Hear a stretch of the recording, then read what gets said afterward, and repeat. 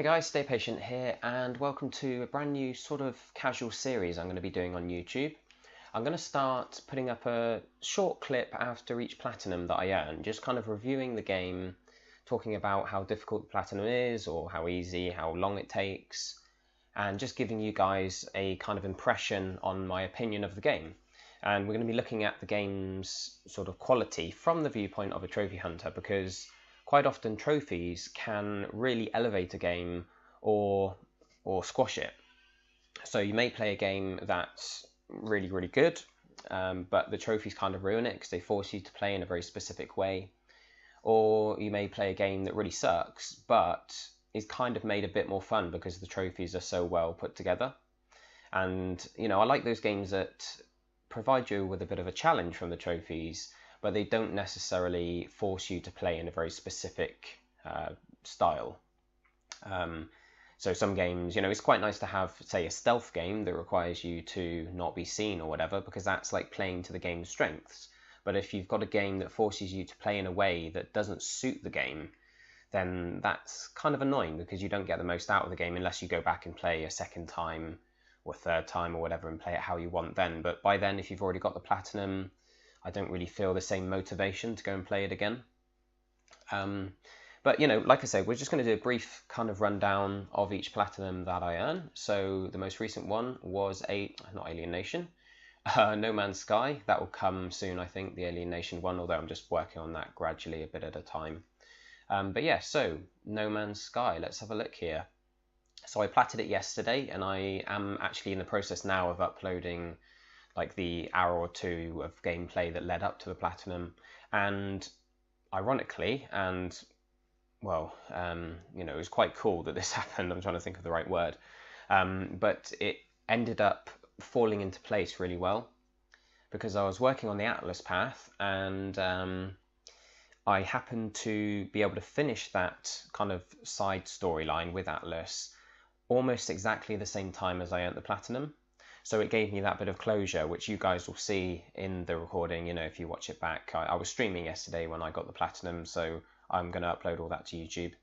Yeah, it was quite nice being able to sort of finish the platinum, but also have some kind of ending. It wasn't an ending to the game, obviously. I didn't reach the center, and I don't think I'm going to go back and continue on to the center of the universe because it's a lot of extra time to spend, you know, when I could just watch online and see what happens. Because really, you know, the game, I did enjoy the game, and we're going to get into like my opinion of the game now, but I don't really feel like spending a huge amount of extra time unless they come out with some DLC trophies, in which case I'll continue to the center of the universe whilst earning the rest of the trophies. But although I did enjoy it, and I think I enjoyed it more than most people, I feel like I've sort of had my fill of the game. It's one of those games where you're introduced to most of what the game has to offer quite early on. So, you know, there's not a lot of surprises once you've got past that first few hours, or maybe the first 10 hours or whatever. I apologize if you can hear sirens in the background. Yeah, once you've got past like the first however long, you know, and you've kind of found everything, you've got used to finding upgrades for your weapons and your ship and your armor, and you've got used to like the gameplay loop that involves, you know, farming resources and building the items you need to carry on to the center of the universe, and also making sure to top up your suit and your weapon. And obviously you've got trading, and you've got like quite a few things going on. In fact, there's more going on in the game than I expected there to be when they first announced it, because it very much felt like it was going to be just an exploration game, which it kind of is, but there are more systems in place. There are more kind of gameplay mechanics and almost like RPG type elements going on, which I didn't really expect. I knew that there was going to be mining and things like that. It's very much like a Minecraft set in an open universe. But what they have accomplished is incredible, considering this is the first time that anyone's really tried this with the whole procedural generation of such a huge game world. And it is huge. It's unfathomably huge. It's almost pointless telling you the numbers, you know. It's something like when you start off the game, you're something like, I think I calculated it, you're about 1.5 billion kilometers away from the center of the universe. And everywhere I went was new. Like, no one had been to the planets I went to. No one had discovered any of the creatures or any of the plants that I was discovering. Not once did I come across something that said, oh, so and so discovered this. And that does go to show how large it is, but it also kind of implies that the game might be too big, if that makes sense, because half of the fun that was supposed to be had was related to having this impact on the game world that carries across to other people's games, because it's not really an online game.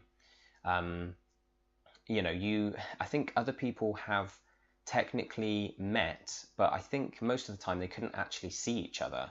So it's really a single player game where you impact everyone else's games by discovering things, and whatever you do on planets, I think, carries over to their game, because they are in the same game world as you. Technically speaking, they are in that same game world. But because it's so big, you don't really feel like you're impacting anyone else's game. It does very much feel like a single player game. And from that standpoint, I feel like either the game is too big, or they were expecting it to be people's go-to game for a long, long time, because it's going to be a long while before any parts of the universe start getting filled up with discoveries and things. It's going to be ages before you start stumbling across regular creatures and plant life that have been found by other people. And I feel like they're maybe overestimating the amount of time people are going to want to spend with this, because the gameplay loop, although enjoyable to begin with, it does start to get a little bit samey, a little bit monotonous by the end. And that's why I was kind of happy platting the game and then stopping with it. But I was glad to get that sort of closure by finishing off the Atlas path that I was on, and that worked out perfectly because they both happened literally in the same star system. I got the platinum, and then I finished off the Atlas path in the same star system, and it gave me some kind of closure that made me feel a bit better about turning the game off and maybe not playing it again. But I do still recommend it. I'm not, I sound like I'm speaking negatively about it. I'm actually more positive about the game than a lot of the reviewers are. And that's because of the sense of discovery. Now, most games, you play them and you find things and you're like, oh wow, cool, I found this cool thing, this cool location, or this cool item, or like this secret or whatever. But you always know that you've basically been led there by the developers. You've been taken to, you've been taken in some way, whether it's, it might not be a waypoint, it might not be an objective that takes you there, but just in the way people design levels. There might be a map, and you might look at the map, and there might be a sort of ominous looking dead end, and you think, well, why is that dead end there? Obviously there's going to be something there, because that's not the way I'm supposed to go. So you follow the dead end, and lo and behold, there's like a chest at the end, or some secret or something, and you think, oh cool, I found this, but you haven't really found it. There's never that true sense of discovery. Whereas with this game, things haven't been placed in specific locations for you to find. Everything is completely random. It's built by a computer system, and it's not being designed to entertain you. It's being designed to be this raw, barren universe that that's got all these systems in place that allows life to be present, and the AI to go about their business and stuff. But the actual planets themselves and just the sense of exploration is second to none, because nothing you find has been specifically put there for you to find. Now, this may not make a lot of sense, but you might go into a cave system, for instance, and there might be all these dead ends. Now, usually in games like that, you go to the dead end and you find something, but in these caves, it's really a sense of you just follow your nose and kind of dig around, and you'll get to these dead ends in these caves and there'll be nothing there, but then you'll just randomly stumble across something out on the surface that's right out in the open, but it's exactly what you need, or it's something you haven't come across before, and it's something really interesting. And it's just that sense of knowing that not only has no other gamer been to where you've been, but nobody, literally, you'll be on a planet and you'll be thinking to yourself, Nobody in the world, including the developers, no one knows what's on this planet. No one knows what I'm going to find. And that adds a sense of discovery and exploration that doesn't exist in any other game. And that's what I enjoyed. Now, a lot of the planets may be a bit boring. People talk about, a lot of the game is kind of bland. And that's true. There are planets that are not that interesting. But for me, those planets that are kind of boring, you don't have to stay on them. It's not like you're being forced to play on those planets. You land and you think, you know what, this place looks like it sucks. There's not going to be anything interesting here. It's not a pretty environment to explore, so I'm just going to take off. You don't have to stay there. That's fine. But those kind of bland planets, they make the more interesting ones that you come across that much more exciting, So when you do come across those rare planets that are just fascinating, and some of them really are. Like, there was only maybe 2 or 3 during my playthrough that I was really fascinated by, really blown away by, that I just didn't want to leave. But that does happen, and when it does, this game is unlike any other. But I do understand people's hang up with it, that there is maybe too much between those really exciting, really cool moments, and there's too much filler in between where there's not a lot going on. But, I enjoyed it. If I was going to review it, I probably wouldn't stray that far from a lot of the review scores, because there is more to it than I was expecting. I feel like if they'd put less in it, now people are complaining that there's not enough to do, there's not enough going on, but I feel like if they'd stripped it back and put even less in it, it probably wouldn't have been berated in that way. People wouldn't have had the same problem with it, because if you look at games like Journey, for instance, Journey has not really got anything happening in it whatsoever, but the environments are beautiful. It just feels and looks and sounds amazing. It's just a really nice environment to be in. It's a nice game to play, and it's powerful without having to actually tell you any specific story or present any specific gameplay elements to you. It's very, very simple, but people love it because it's memorable. So I think, maybe if this game, if No Man's Sky had been as simple as Journey, but in a huge open universe, it may not have had so many people complaining about the lack of stuff that you could do in it. But because they have added this layer of customization and survival, and it has got, to a certain degree, it's got all these different elements in it. I feel like it's actually suffered as a result of that, because people have seen what it's trying to do and they were expecting more. They were expecting to continue playing through the game and have more and more introduced. But there wasn't quite enough. So it's almost like it should have been all or nothing rather than somewhere in between, which leaves like neither camp happy, if that makes sense. So people who are happy just playing like a very quiet, basic but beautiful indie game, those guys aren't satisfied, and the people who want a lot of depth and they love RPGs and all that kind of thing, those people aren't particularly satisfied either, because it sits right down the middle. And I think that might be its problem. But like I say, for those reasons, I think maybe it's like a 7 out of 10. I think there are moments when you're playing that it's an 8 or even a 9, but there are also moments where it's a 5. So it kind of evens out, I'd say, around a 7. Now, from a trophy standpoint, of course, this video, I've gone on a bit too long probably talking about the actual game itself, but it's the first time I've done this. We're going to make these a bit briefer and more to the point as we make our way through. But talking about the trophies, they are in fact very easy, very, very easy platinum. There's nothing here really to tax you or anything that you're going to struggle with. The toughest trophy is probably, let's have a look, the Sentinel. Now this one involves surviving, this one involves surviving on a extreme planet for 32 in-game days. Now that works out as around 8 hours, maybe 10 hours. But if you follow my guide on my channel, I'm not going to talk too much about how to do it here because there is a full guide on my channel. If you follow that, then you'll find it very simple. It's actually a super easy trophy. You just need to go AFK basically and just top up your life support every half an hour. Now, most of you will know by now that the trophies are split into gold, silver, and bronze, but there's basically only 8 trophies that you need to earn. It's all the gold ones, because all the silver and bronze ones just refer to sort of lower level versions of the gold ones. So for instance here you've got attain everlasting status in extreme survival. Up here you've got attain robust status in extreme survival. So basically you only need to focus on the gold trophies and all the other ones will come in the process.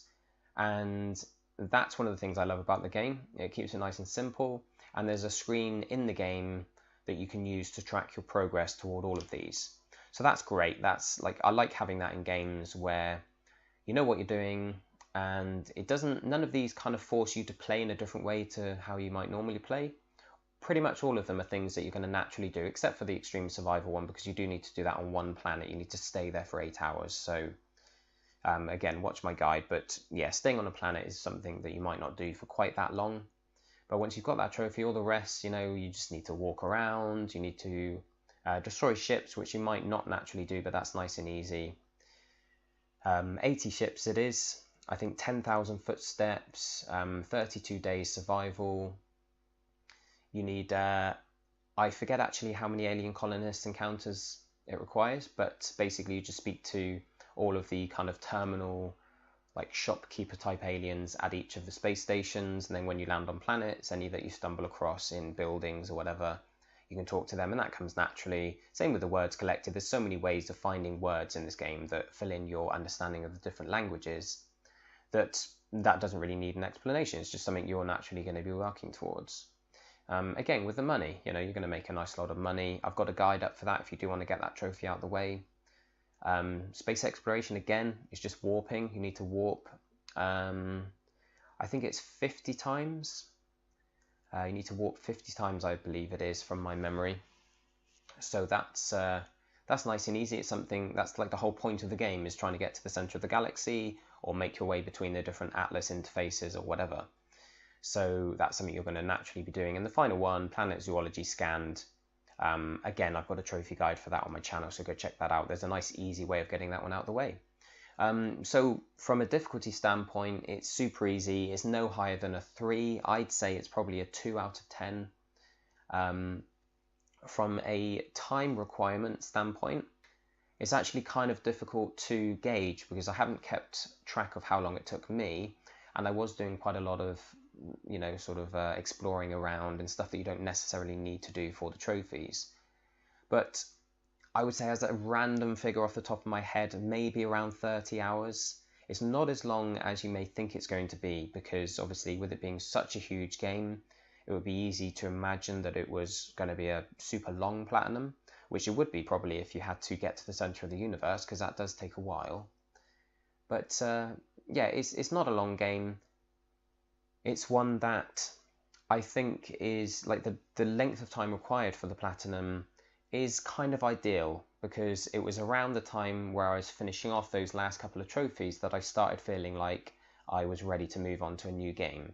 So they don't force you to play for too long, and I like that. Some games are good, but they force you to play for so long, and they're like so presumptuous about how long you want to spend on the game.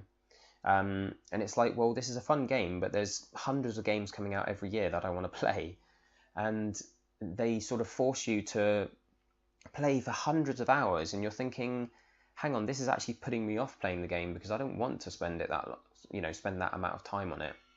So I like it when a game comes along and they're realistic about how long the players are going to want to spend on it.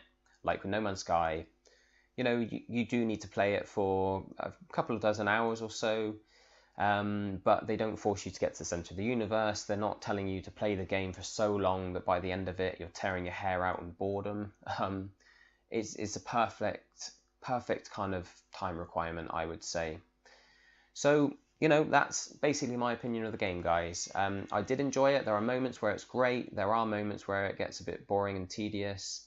After a while, it does start, you know, all the repetitive gameplay does start grating, but by that point you'll be quite close to the platinum anyway. So if you're a trophy hunter and you're wanting to play this game as a kind of trophy hunting game, then I recommend it because it's nice and easy and it doesn't take too long. And I think it's one of those games that you really need to experience, because in years' time, very much in the way that, you know, games media journalists now, they talk about Mario, they talk about Zelda, like the original Final Fantasy games. There's a lot of games that are talked about as being the most influential games, like the ones that have had the biggest impact on the evolution of gaming down through the decades.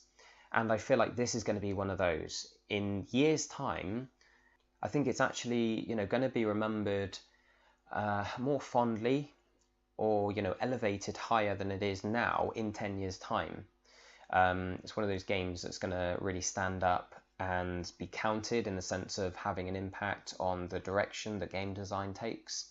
So I think if you're interested in gaming on the whole, and you love, you know, you love kind of keeping up with where games are headed and looking into the history of games and just seeing what affects, you know, the style of game design that's being utilized by all the companies around the world. You know, if you're just interested in gaming, the gaming industry, put it that way, rather than just playing games for your own enjoyment, then this is a game that you need to play, because it's going to really have a big impact in the future. And there's going to be games in 5-10 years' time that would never have existed if Hello Games hadn't stepped up and really pushed themselves to try something so ambitious, you know? And it's something that I had to experience. I'm glad I've experienced it. I've got the platinum to show for it. And yeah, it's a good game, guys. It's not incredible, but I didn't think that it ever was going to be, you know, in the lead up. I couldn't see it being some amazing, incredible game, but it was still one that I had to play for the reasons that I've just outlined. So there you go, guys. This video series, I apologize if I've spoken for a bit too long, but hopefully this has given you guys kind of insight into whether you should buy the game. I know some of my stream viewers have held off from buying the game because they saw some of the reviews, or maybe they're waiting for some more feedback or whatever. So those of you who haven't bought it yet, I wouldn't say I 100% recommend it. It's certainly one of those games that you don't want to spend your limited gaming budget on if you can only afford one or two every few months. But if you're buying a lot of games, then, you know, if you've got the money to buy most of the games that come out, I kind of buy most of them just because I game for a living. But I don't think you'll be massively disappointed in this. And yeah, so that's like my review of the game. That's my review of the trophies. I'm going to do this, like I said before, for all of the games that I earn the platinum on. And for now, it's going to be up on YouTube. The whole series will be on my channel on Stay Patient Gaming on YouTube. So you can check them all out on there. But in the future, I'm considering making this an exclusive series just for my Patreon subscribers. Now, at the moment, I've only got the one. I've only just recently started the Patreon page, and I've got the one very generous subscriber. So I'm going to kind of hold off setting up too many reward tiers for Patreon at the moment. We do have one in place. So if you pledge $1 or higher, you'll get early access to every video in my How to Be a Trophy Hunter series. Now, that's a series I'm going to be starting very soon. It's kind of one that I'm going to be doing in between gameplay videos and trophy guides and things like that. So with Deus Ex coming up, that's out. It's out next Tuesday, but I've actually had my copy has already been sent today, so I'm going to get that tomorrow, hopefully, or Monday by the latest. So I'm going to start doing some content for that, and hopefully have some trophy guides up for you guys as soon as the game releases. But as soon as I get a bit of downtime between games, I'm going to start working on my How to Be a Trophy Hunter series. And like I say, that's going to be up on Patreon a week early. Every episode will be up a week early on Patreon. So if you subscribe there, even just for $1, you'll get early access to those videos. And then sort of each week, the next episode will be uploaded to Patreon, while the previous episode is uploaded to YouTube. So everyone on YouTube will still get the content, but you'll be slightly behind. And hopefully that'll motivate a few people to start subscribing, even if you're just happy to, you know, subscribe for $1 a month. That would be awesome. Every little helps. And once you've got a few subscribers, then I may think about sort of making this particular series of Platinum reviews a Patreon only sort of video series. And hopefully that will go further to motivate some of you guys to support me a little bit. But of course, I appreciate all of your views on YouTube, all of you subscribing and your comments and your likes. All of that goes a long way to helping to grow the channel. So I really do appreciate all the support that you're already giving me. So on that note, guys, thank you for watching. Who knows what the next Platinum will be. I just bought F1 2016 today. That's going to be a game that I work on a bit at a time, you know, interspersed between other games, because I've got a racing wheel, which is something that's a lot of fun to use, but you don't want to be sat on it all day. Can get a bit uncomfortable. So maybe that will be the next Platinum. Maybe I'll finish off Alien Nation, or maybe Deus Ex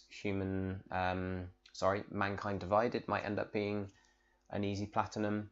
But, you know, we'll soon find out. So stay tuned on this playlist, and I'll bring you a review just like this one. So thank you for watching, guys. I'm sorry if this has been a bit casual. I didn't sort of write a script or anything for this, but and I'm sorry if I've gone on a bit, which I'm doing now, talking for too long. I'm going to go. Thanks for watching. I'm going to catch you in the next video, guys. Ciao for now.